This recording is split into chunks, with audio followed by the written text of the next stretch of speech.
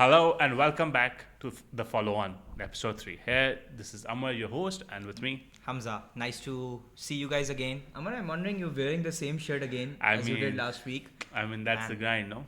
We're not changing the shirts anymore. What are we discussing today? Why are we here? I think this week we wanted to keep an eye out towards the future. So, of course, the next ICC tournament for the men's team is the ODI World Cup for 2027.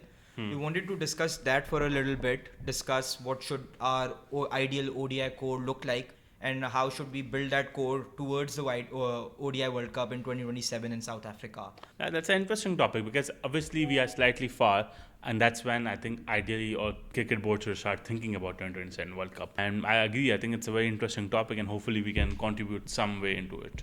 So go on, what do you want to tell? Yeah, I think let's just briefly touch upon the ICC ODI World Cup itself. The World Cup happens every 4 years, the last one being in 2023 in India, before that in 2019 in England. This year the hosts are South Africa, Zimbabwe and Namibia. The tentative dates are around October and November of next year, 2027. Nice. This is the 14th edition. There are going to be more teams this year around. There are going to be approximately 14 teams with the same hosts and the top 8 ODI ranking teams automatically qualifying, the rest of the associate nations playing the qualifiers to qualify. Sounds fair. Just to give you a bit of overlay, right? Of course, this podcast will focus on Pakistan squad, and hopefully we can do other squads later as well. Yeah. But today, so essentially, I think what we'll do is we'll go through the top order, the middle order, the lower order, bowling options, etc., so that it's we sort of make a team which is comprising of all of those elements. So Hamza, what's the top order looking like?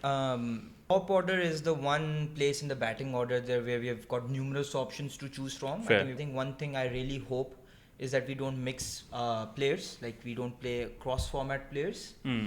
Players who perform well in T20 shouldn't really be pushed towards the ODI squad. One recent example being Sahibzada Farhan.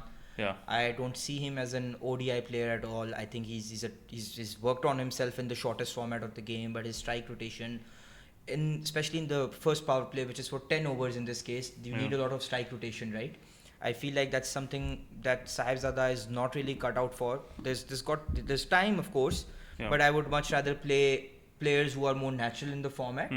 And so I think Sahibzada is the starting point. What do you think? I agree. I think Sahibzada, I'm not a huge fan of Sahibzada Farhan personally. Although I think he's been very effective, he's performed consistently, he is doing very good. So let's make him stick towards a format he's doing well. Yeah. Because he needs to work on his strike rotation, etc. In ODIs, I'm jumping ahead, but in ODIs you need someone who is slightly more towards a Babar Azam format where they can run a little hard, get turns to those twos into threes and things like those. Maybe Sahibzada can perform at that level, show us that, and then we can. I think we also have to keep in mind that the World Cup is in South Africa, right? Yeah, that fair. part of the world, the ball is going to bounce a bit more, swing a bit more. Yeah. So Sahibzada's recent form for Pakistan has been mostly in subcontinent conditions, right? So 100%. Yeah. So you don't know how well most of our team does in those conditions, right? Yeah, fair. So I think for me, Sahibzada is not a pick. Moving on to someone who's a proven commodity in these conditions, who's always been clutch for Pakistan, has been a very proven player. He's on the wrong side of the age thing. Yeah, that's of course Fakhar Zaman, Mr. Consistent, won us the ICC Champions Trophy back in 2017. Was very clutch, came into the T20 World Cup a little late, was being played down the order, but I think he's got to be, if he's fit enough, if he wants to play the format, he needs to be in the squad for me because he's again super consistent. I agree. I think the only problem with Fakhar is how fit is he? Yeah. How much is he confident that he can play that game? That's the only thing I think. Otherwise, I think Fakhar walks into our ODI and T20 team any day. Yeah. So who's opening with Fakhar? I think that's a tricky bit, right? Like we've got numerous options. We had Saim Ayub. Despite his T20 failures, he's averaging around 47 in the ODI format. Yeah. He's recently been not called for the limited overs camp that's been set up. 28 players were invited. I think this is last week. But Saim was not being invited for the camp, and I think that's on the basis of his PSL and his domestic form.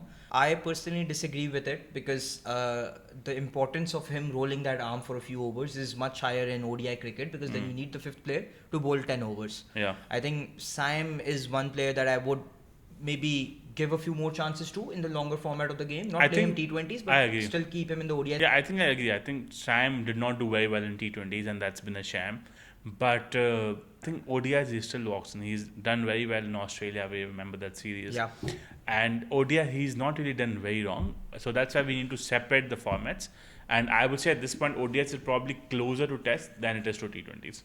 So yes, the game is evolving and everything, and it's getting closer at fast track as T20s as well. But I still think Saim has a good shot. I think if not Saim, there are a few other options that are emerging options. We've got Shamil Hussain. Yeah. I think he was a little hard done. He was a little unlucky to be playing number 3 in the Bangladesh series that he got the chance in. Yeah. But I think this is another format that suits him really well. Yeah. I think T20 is never his format. His format is always ODS. Yeah, I think he's someone to look out for. He's a terrific, very classy batsman. Very, I think, modernized in how he approaches things. I think he's someone to look out for. And I think maybe one more option that maybe has gone under the radar over the last couple of years is Abdullah Shafiq. Yeah. He gives you versatility. He can play number 3. He can play as an opener. If he can close his bat, otherwise he'll. Yeah, I think that's a tricky bit, right? His struggle has always been in this part of the world, where he's struggled on the 5th stump line. Yeah. He's always given away a lot of edges. So a lot of coaches, etc., have been saying that he's worked a lot on his game. I'm sure so maybe he does deserve a few chances. Maybe if we have a few series between now and then that are in the Sina. Maybe giving Abdullah Shafiq a few chances wouldn't be the worst. Yeah. And any other things, any other options that you think? I think one maybe wild card option, maybe it's too soon, maybe it's not too soon, is Sameer Minhas. He, in the Under-19 World Cup, in the Under-19 Asia Cup, was our best batsman. He showed that he can step it up into the senior format in the PSL as well. And I think one thing that I really like about him, unlike maybe Maaz Sadakat or others, he's not aggressive for the sake of being aggressive. Fair. He respects the good balls. He plays classy shots. He plays, I think, less risky shots is what I'm trying to say. So if he wants to hit the ball for a 4, he wouldn't loft it unnecessarily. He can also just find the gap. Yeah. And I think those players are more likely to be successful in the ODI format. And especially in those conditions, I would say. Especially in those conditions. So maybe he's someone to look out for. He's going to be my wild card. Yeah. And I think it would be quite dreamy to see him open with someone like Fakhar. Yeah. So 2 ultra-modern, aggressive batters. With a huge difference in age. Yeah. Maybe we can... so, of course, this is just us discussing these options. We can always come back when we are building that ideal squad at the end. But no, before we move forward, I want you to... there's also another name on the list. I think Maaz Sadakat, as you mentioned, right? Wild card, again, maybe slightly too young to be in the squad. But if you want to go a little wild, then maybe Maaz Sadakat could be one. I do think he has impressed a lot of people in the PSL and before that.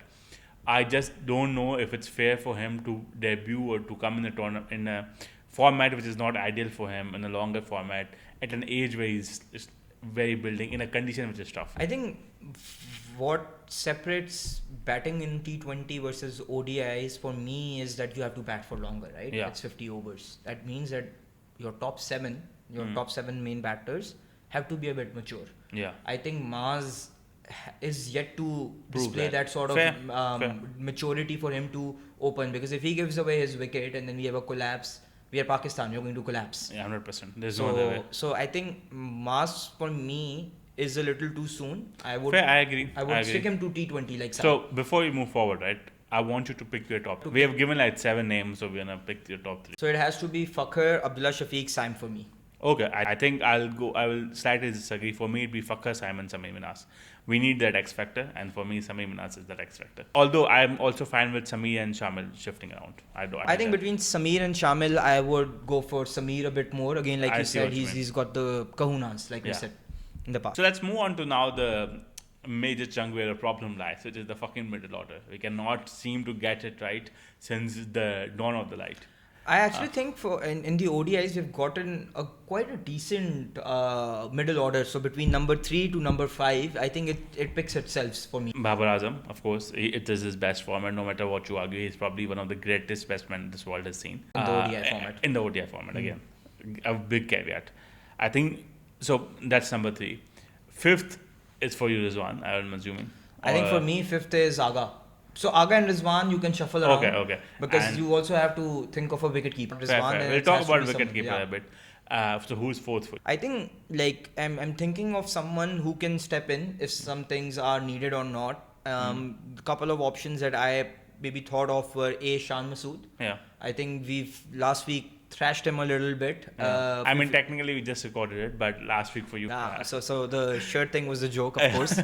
But Shan Masood, I think, has been pretty decent in the shorter format of the game. He's shown in the PSL recently that he's adapted to, he can adapt.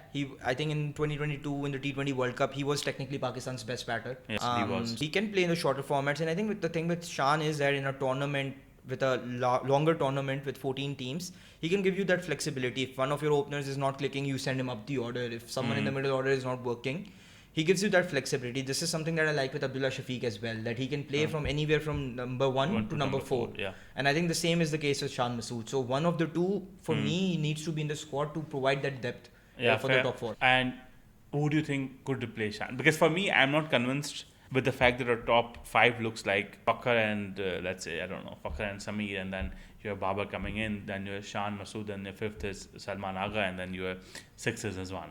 For me, I think maybe I'm just not entirely comfortable with Shan coming in 4th, right behind Babar Azam. I need someone who has more pizzazz, who has more kahunas. Yes, Shan has evolved the game. He was excellent in PSL, but is he the right guy for that? Maybe, I think then I see where you're coming from. For me, Shan probably doesn't make it into the starting 11. Fair. So he's like the 12th man as a substitute for that gives you flexibility, like I said. But if you're looking for someone else, and if you're looking for someone who can, help you out with those where you need to really accelerate later on in the innings, maybe not in the top 4, but someone who can come in at 5, 4, 6, is Hassan Nawaz. Yeah, I like that. I think Hassan Nawaz, he can hit those sixes. I think one problem apart from Fakhar in the top 4 or 5 is that we don't have someone who can hit sixes a lot. Yeah. So Hassan Nawaz could be that option. We play him as in the late middle order at number 5 or number 6 even, and he can hit those boundaries at free flowingly. So maybe Hassan Nawaz is someone that needs to be in the squad. Fair. I see that. I think he is a young talent. He is very buzzing. He's done well. He has a consistency problem. He's more like Maxwell in that way, not comparing the class apart and years apart and centuries apart, but just comparing the type of player both of them are. But yeah, I think I see that. And let's talk about the wicketkeeper a little bit later. But what do you think about after that? Like, okay, you have number 6 locked as a wicketkeeper. What's a lower order for you? I mean, for me, I think these spots would depend on what the selectors and the think tank of the team are looking towards in terms of the overall composition of the 11. Because we've not yet addressed the problem of the 5th bowler as well, right? You need someone in the top 7 who can bowl.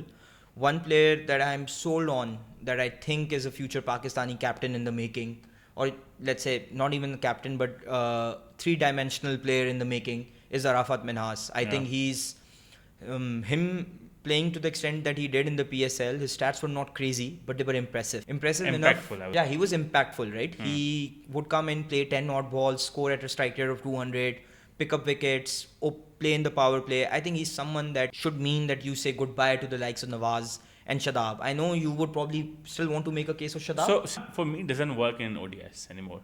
I think Shadab, for me, he still works on a T20 team. He could still be considered as a 4D player within the T20 dimension. But I think for ODIs, maybe not anymore. I do agree. I think Arafat is a young talent. Arafat fits that position very well. So maybe he is the guy who you take or who you move forward with in terms of ODIs and that role that we're going to give him. Yeah, I think that's something that we agree on. Maybe a couple of more options to think of if we need a specialist finisher. I can't look past Abdul Samad. 100%. I think no one can after the PSL final. Yeah, I think there's an argument to be made whether he's just a T20 specialist or whether he can translate that form into the ODIs. I think that only time can answer. There's a saying that some things only time can answer, right? Yeah. So that remains to be seen. Yeah. Another option that's also gone under the radar recently is Khushdil Shah. What are your thoughts on him? I think I'm past Khushdil, I'm past Nawaz, I'm past Shadab, I am past the old. Do you think Khushdil got as many chances as He didn't. Shadab or Nawaz did? I agree on the paper, he didn't. But his time has passed. For me, you could say that, yeah, that's unfair because he didn't never got a chance to prove himself. And maybe he didn't. But I want to lose with new players. I want to see the new players come up, perform, not perform, but at least lose with new faces. I can no longer take 1-0, like, I don't know, like, I don't know, 1-0, no, but I mean, I cannot no longer take 0-2 from Khushdil and other people. And I would rather take from 0-2 from Arafat Manas. No, that's fair. That's fair. Maybe. Okay, I think it remains to be seen because we only get 15 spots for the team, so it remains to be seen who can we fit in, who we cannot fit in. Let's talk a little bit about the wicketkeeper finally, right? So what are the options looking like? So I'll be honest, right? I think I've been very vocal about how, for me, Rizwan does not fit into any limited over team. Even in our first podcast, I was very vocal about it, and I still have the same opinion. I think Rizwan, throughout this time, and he's just gotten worse and worse. His approach is extremely timid. He does not understand the modern cricket as maybe he did in 2021, 2020. That's it. So, and I understand he used to be. I don't think that's even true anymore. He used to be the best wicket keeper, at least, not as a batsman, best wicket keeper we had. But through his recent form in Test, we have seen that's not true. I know I'm format mixing, but still, it does not convince me. So I am willing to look past Rizwan. I am willing to put this 1 year and a half into some other player, and you can mention those, and groom them up for that ODI World Cup. I think while I see the merit of looking past Rizwan in the longer run, I do feel like that you can't say maybe 12 months before the World Cup that we need youngsters across the board. Yeah. There's a reason why World Cups are 4 years apart. If you are making that call, you need to make that call at the start of the cycle, right? Which was after 2023. Yeah. You could have given Hasibullah more chances. To be really honest, we haven't played a lot of ODIs. Our focus was T20, so this is the right time. I mean, we could, but then if you're playing Hasibullah, I think Lahore Qalandars did him dirty. Yeah, 100%. Lahore Qalandars did everyone. Yeah, but I think Hasibullah in general, I think I felt bad for the poor guy. Finally got picked consistently in the starting 11, but didn't get to bat. He's not a number 8. He can open. Exactly. He can open pretty decently. I think he can open pretty much better than Naeem did in the PSL.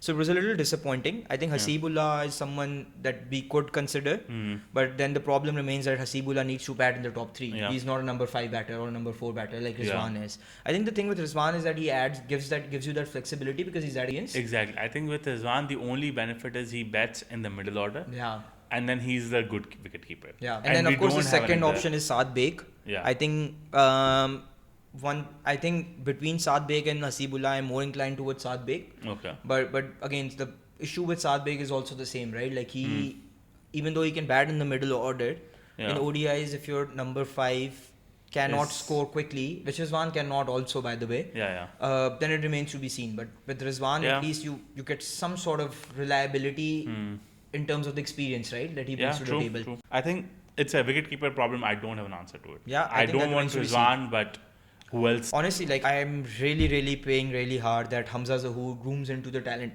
that he is. He's someone who was really nice in the Under-19 World Cup. I hope he's a long-term solution to our wicket-keeping issues. Yeah, I think that's the batting bit of it.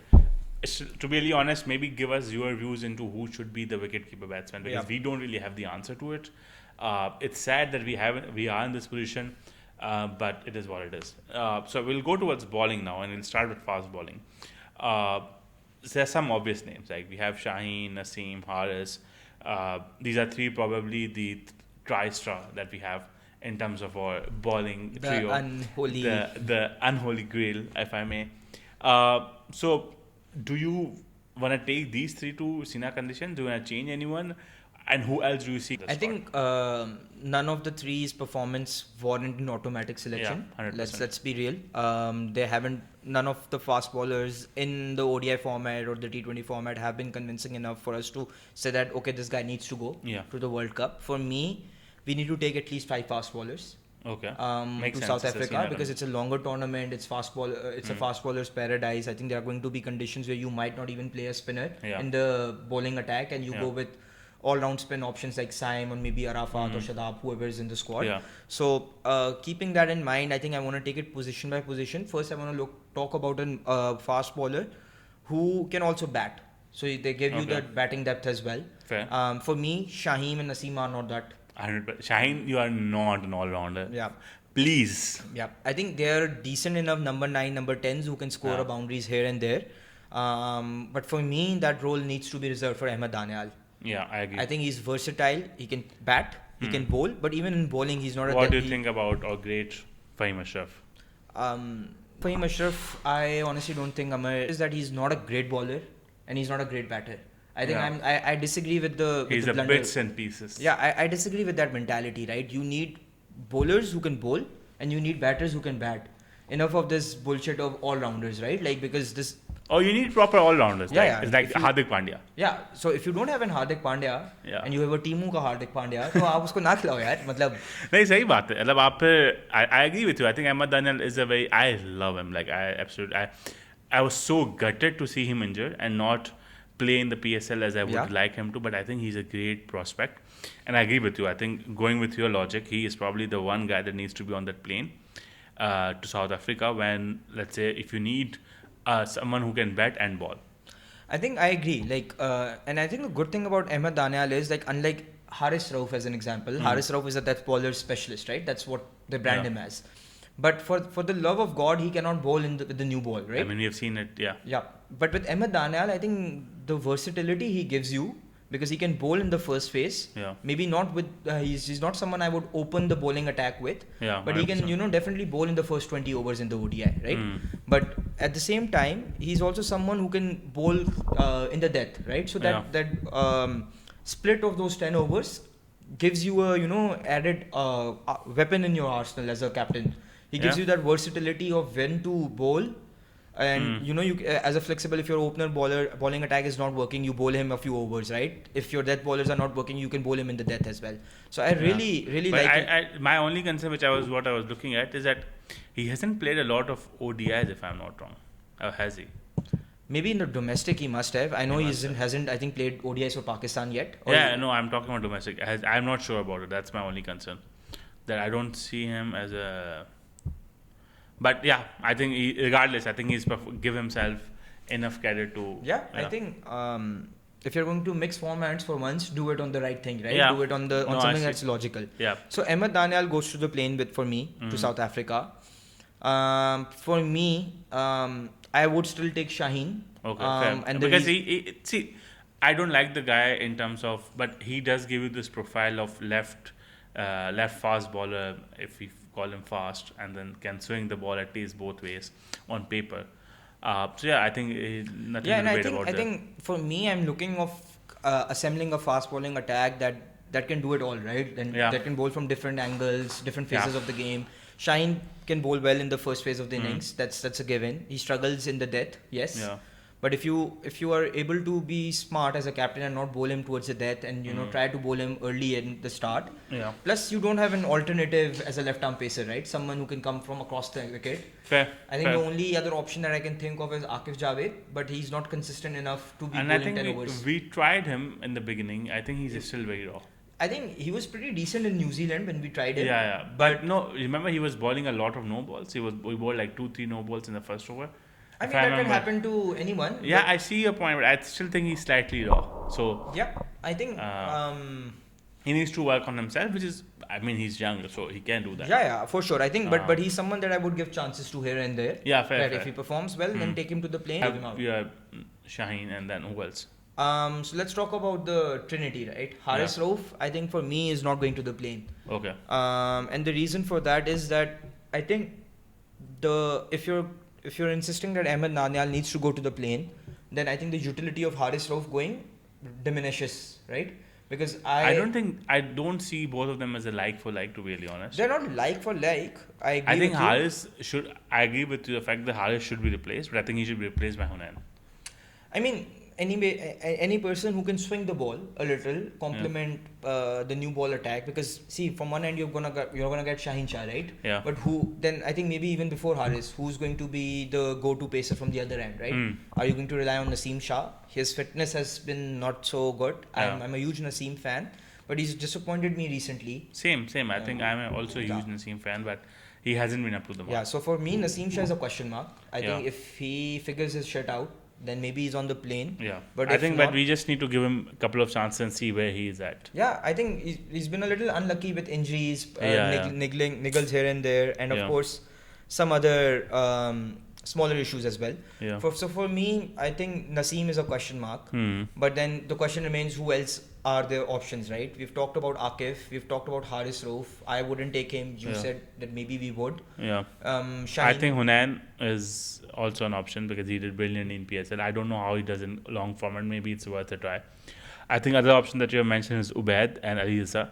For me, both of these two guys, brilliant and everything, but they're too young right now. I think there's a name that you're missing here that I would like to bring in. And maybe we can talk about that later. sure, short it. I'm curious now. So, I feel like we need someone who can... I actually forgot the name. Who was I going to mention? Anyways, cut this part. Let me think. Who was I meant? Yeah, go ahead. Yeah, so for me, if we talk about Hunain, Ali Raza and Ubaid Shah, for me, I'm thinking of it in terms of skill set, right? For me, I think considering the South African conditions, we need someone who can consistently bowl at 145, bowl those hard ball bouncers, bowl at a consistent hit the pitch a little hardly. And for me, I think Ubaid Shah is that bowler. He's already got an experience of playing in South Africa for Pakistan under 19. And then, of course, if you want someone who can swing the ball also, can be a little deadly with the new ball, that's Ali Raza. But then, of course, given that these are 50 overs and you're expecting him to bowl for 10 overs, 100%. I think it's a bit of a gamble if he gets things wrong slightly. Yeah. So, yeah, these are the options that are there for fast bowlers. Yeah, I think that makes sense. What I was going to do is I was going to look at who has bowled recently. Abad Afridi is one thing I want to discuss because I feel like he could be someone who is... But he was awful. He was awful in the PSL, so maybe Ahmed Daniel is another one. But I'm trying to find out, there was another bowler I completely forgot. I don't know. Do you remember which team he played for? No, that's what I'm trying to look at. Mohammad PSL. Ismail from Quetta? No, he's not a young one. He's someone we have played before. Wasim Junior? No, not Wasim Junior. But yeah, he's also an option, but I think Wasim Salman Junior. Mirza? No, not Salman Mirza. Hasnain? Mohammad Hasnain. That's where you are. That's why we do a podcast together. But Mohammad Hasnain, I think Mohammad Hasnain also has the same profile as Haris Rauf. And he's young. I know he's not been excellent, but he could be someone who's excellent. I mean, for me, all of this is, it's practically speaking, it's all easier to talk about. But the reality of things is that you need to try out these options, right? Yeah. If I were PCB, I would schedule a lot of ODI matches over the next year and a half because that's the format you need to focus on. Fair. So if you're able to do that, they've already taken a step in the right direction by scheduling 3 ODIs with Australia, I think, next month. Yeah. Which is a step in the right direction, but we need to, make play those steps. more. So play more. We are going 100%. to travel to England, so maybe schedule a few ODIs with Ireland, right? Yeah. So try out bowlers in those conditions where the bowlers do have some sort of advantage. But I think now let's move on to spin. I think we've talked about the fast bowler in the end, and we'll bring them together at the end. But spin, I think for me, you cannot have more than 2 spinners in the 15-man squad. I would even go as far as saying that we need 1 spinner, not more. But the only reason why I'm saying 2, I'm saying in the 15-man squad, not in the 11-man. 15, the only reason why I'm saying 2 is maybe you need a backup to, I don't know. But let's say if you were going with one, who would you pick? So it's between Abrar and Sufyan for me. Okay. I think Sufyan has not played a lot of ODIs, if I'm not wrong. Yeah. While he's been recently brilliant in the PSL, like we discussed the other day. I think for me, Abrar still nips him ahead because of experience. He's more experienced, and Abrar has not done a lot of wrong. Yeah, especially if you're not taking Shadab Khan. Yeah. You need that leg spin option, right? Yeah. So I think Abrar makes sense, but if between now and then things do change, we've gotten a solid alternative in Sufyan as well. So Amar, let's sort of wrap it up by picking up our ideal 15-man squad. Okay, you want to do 15 or 11? I think we're going to do 15. That makes more sense because we need to... so I think what I'm going to do is I'm going to let you start. Okay. You pick it out. I'm going to type it out on my notes. But what we're going to do for the viewers is that you'll... Probably put some graphic. It's totally some graphic here in the background. So let's start. Okay. So for me, I want to open with Fakhar Zaman and Saim Ayub. So that's openers for me. Yeah. And then after that, I want to have a middle order and lower order of obviously Babar Azam, followed by Hassan Nawaz, Aga Salman or Salman Ali Aga, whatever you want to call them.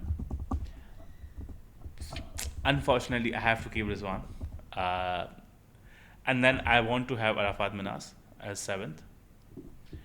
After Arafat Minas, I think I'm on 8th now. So for me, 8th is Ahmed Daniel. And then Shaheen Shah Afridi. And then Haris Rauf. And Abrar Ahmed. So that makes it 11. And these are obviously my playing 11 for most of the matches. And who else as the 4 remaining players go to the plane? So for me, I'll take Sufyan Mukim. I think you need a substitute for an all-rounder, with a fast bowling all-rounder. So I will take Abbas Afridi with Ahmed Daniel. I think, of course, you also need Saim Ayub in that mix, just to give you that flexibility in terms of batting and bowling. My last person, it could be slightly wild, but I want to pick Haris Rauf. Haris Rauf, you've already put him in the 11. Man. Oh, then it's Hunain Shah. Maybe I love him too much. Okay. Shah, Interesting. Yes. I like yours. So, before that, just a quick comment on the starting 11 that you've put out. Yeah. So, you've got Abrar, Haris, Shaheen, Ahmed Daniel. Yeah. And Arafat as the, I think, main bowlers. Then you, of course, have Salman, who can bowl a few overs here and there. Yeah. I think the one weakness that I see in this bowling attack is that you don't have a new ball bowler alongside Shaheen Shah Afridi, right? Who are you going to bowl from the other end? That's a good point. That's like, I didn't actually think of that. So maybe... And the second weakness that I see is that because you have Rizwan coming in at 6 and Arafat coming in at 7, that means that you are designating Arafat as a finisher. I mean, I that's the only way he walks into the team. There's no... how else would you put him in? I mean, it's an ODI, so he would still have some more than what he would in T20. I mean, okay, fair. So maybe I think... So what I'll do is I'll remove Hunain from... Okay. I think on display we can keep the same one. But in terms of discussion, what I'll do is I'll remove Hunain from 14th, put Haris there, and then I will add Naseem on the top. Right, so that gives you a bowling option as well. Yeah, and I just realized I ended up with Naseem, Haris and Shaheen in the same squad again. In the same squad, but you've got an Ahmed Daniel playing ahead of Haris Rauf. So that's fair. Yeah. Let's do mine now. Yeah. For me, I think like you, Fakhar Zaman walks into the squad. Yeah. I think alongside Fakhar, I've gotten... So I'm going to do 11 first and then the remaining 4 players. I've got alongside Fakhar, Saim Ayub. Okay. And of course, Sameer is on the bench, but I'll mention his name again. Yeah. Babar, Aga, Rizwan as 2, 3, 4, 5. Number 3, number 4, number 5. Babar? Aga, Salman Ali Aga, and Rizwan as my middle order. And then I've got Arafat at 6. Okay.